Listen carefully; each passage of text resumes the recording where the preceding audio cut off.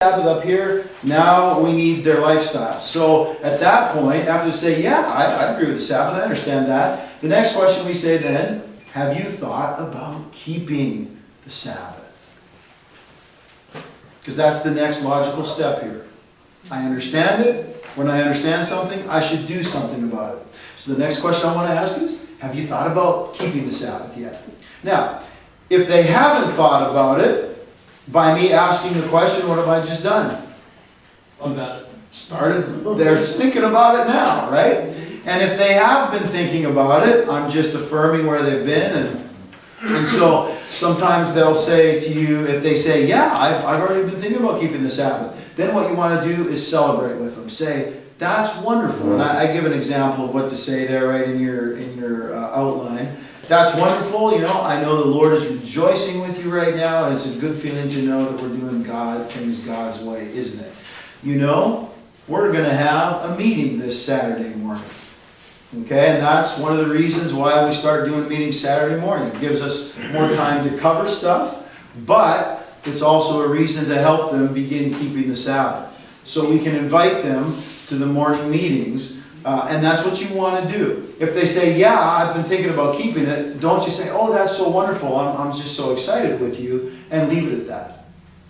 Take the next step to invite them to come out, and I have 9:30 in here because that was the particular, but at this meeting, we're doing it 10 o'clock and 11:15, okay? So get your times, make sure you have the times right for those morning meetings. 10 a.m. and 11:15. And so invite them to come out. So I'll say something like, yeah, we're going to have some meetings with the prophecy seminar starting on Saturday morning. The first one's at 10 o'clock in the morning. Do you think you'll be able to be there? Okay, you want them to respond either, yeah, I'm planning on being there, or no, I had a previous appointment with whatever. Okay, but that's the step we want them to take. Have you thought about keeping it yet? If they say yes, affirm it and invite them to come out. Now, if they say, no, I hadn't thought about keeping it yet, then the next question you simply need to ask is this. Is there anything that would prevent you from beginning to keep the Sabbath? Okay? You just ask that. Is there anything that would prevent you from beginning to keep the Sabbath? And then if they say yes, well, you know what's going on, right? Sabbath, work problem, or whatever the case might be. If they say no, well, no, there's really no reason why I couldn't begin to keep the Sabbath. Then you go ahead and say, wonderful. I'm so thrilled to hear you say that. I'd love to invite you to come out to our class at 10 o'clock this morning. So you do the same invitation to get them out, because that's what we really need to do. We need to get them to take that next step from, yeah, I know it in my head, to now I'm going to do it. Okay? So that's as far as we're going with this Sabbath visit clearing. That's how you clear people on the Sabbath, right there. That series 1, 2, 3, and 4, that section. And the better you memorize that, the more effective you're going to be in walking people through and getting them cleared on the Sabbath and a commitment to keep it. And that's where it starts making the transition to them. And this is particularly important since we don't have the opportunity to actually be in a church for most of the meetings. We're in the school. And we really need them to connect with the church.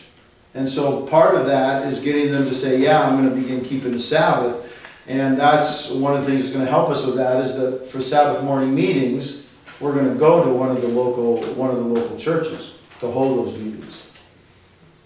Okay. Any questions? I don't know, Keith, it looked like you might have been thinking, chewing on something. So maybe you got a question or comment. Anybody else on this? No, you answered it. Okay. I was just smiling, Pastor, because I usually, in the week, I usually try to keep my mind in Adventist, so I listen to KCBI.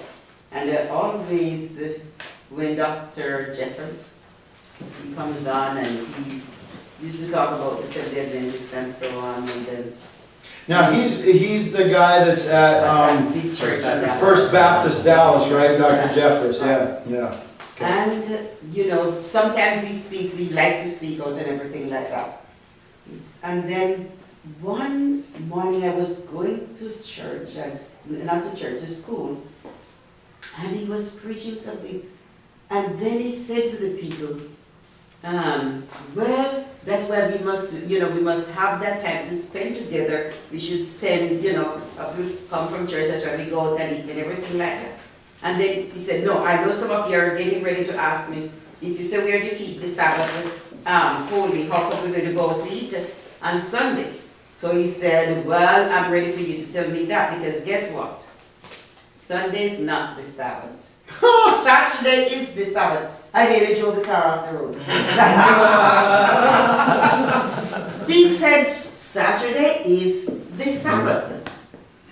I said, wow. I mean, and if you know about him, he talks on radio programs and all over the thing, and he's always up there. He talks about this is a lot. Dr. Jeffers, that big church in Dallas, that $1 million church. So, wow. It's like $100 million, I think. Yes, more than 100. Yeah, they had a refurbish or an expansion Yes, project. they Wasn't had- it 100 and some? It's $150 million, yeah. And he's all over the place. Wow. So, Isn't that amazing? Yeah. And yet, so here you have it, they know. They know. what Well, but this- they're also, it's saved by grace and saved, and grace covers this, and we don't need to keep the Sabbath like those Jews did. They messed it up. They messed the whole Sabbath up anyway. So, I mean, because I was part of that. I know what they said. Yeah, exactly. So, you can relate it. Yes, Arthur. Question, I see it's about giving Bible study for clarification. How deep is Bible study can go? Sometimes I got too routine. Yeah, no, and I'm glad you asked that question. When I'm doing a Bible study to answer a specific question, I keep it as simple as I can. And I give as little information as needed to answer the question. Okay, we can get all theological and we can start going into the allegorical meaning of this and the metaphorical of that, and we just confuse people. And I think I used this illustration in an earlier meeting where maybe it was just with the field school students. There's one of the churches I was doing a series with, wonderful young man, loves the Lord, has got a great grasp of stuff, and is kind of a people person, but he likes to talk, and he can talk a little too much, right? And so I was sitting with this couple, and they were asking a question, and I forget what it was specifically on, and I was trying to give them a real simple answer. He was sitting there, but he'd just done this wonderful study that was so exciting to him, and he had all these kind of esoterical connections to what it was, and he launched into that. It just, I saw the face change. Yes, exactly, okay? And so we don't want to, stuff that excites us and is just like food for our souls.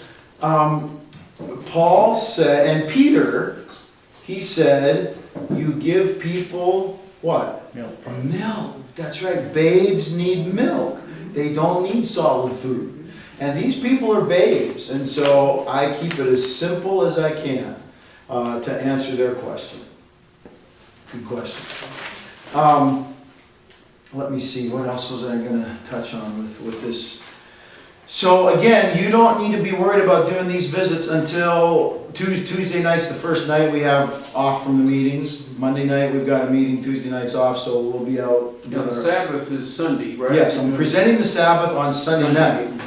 But, yeah, like I say, we're not going to have time to visit people before the meeting on Monday, so the first visits we'll really actually get to do are on Tuesday. So you have a little bit of time to memorize this. And what I'd like to have you do right now is let's do a little bit of a role play, then we'll come back together. So get a partner, and I want the person who is the interest, you'll take turns.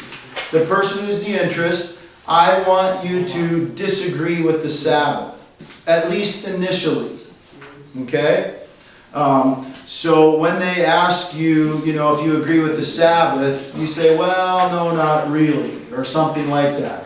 Okay, so that's going to force the person who's doing the visiting into going through that series of questions to ascertain. So you can use your page. You don't have to have them memorized today, obviously. You just got the sheet. So use your page. But I want you to kind of work through that process with your partner. So we'll take about 5 or 10 minutes here, probably till about 3 o'clock for you to do that role play. Then we'll come back together and I'll wrap this up. Okay?